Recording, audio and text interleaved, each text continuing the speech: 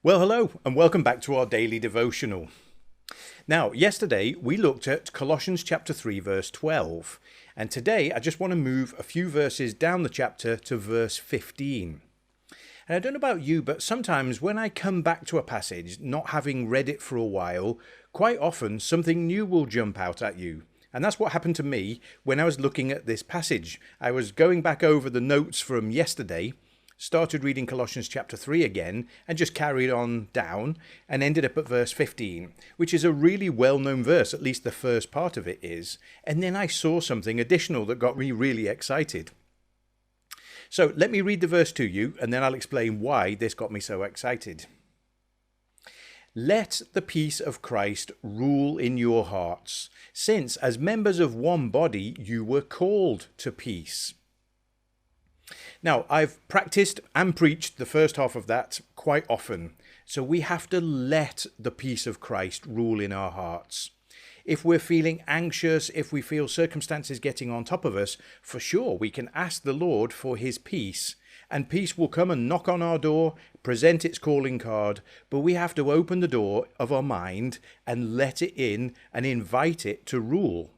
Peace will not force its way into our thinking. We have to let the peace of Christ rule in our hearts. Now, that's the familiar bit. But then as I was carrying on, I got quite excited about this second half of the sentence. Since, as members of one body, you were called to peace.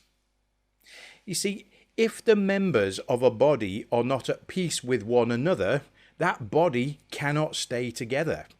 Imagine that if your ears were constantly trying to beat you in the eye, or if your hands were constantly trying to choke you, or if your lips were constantly spitting at your feet. That body would be in turmoil and in chaos. But it's very hard for the members of a body to be at peace with one another if they are not at peace with themselves.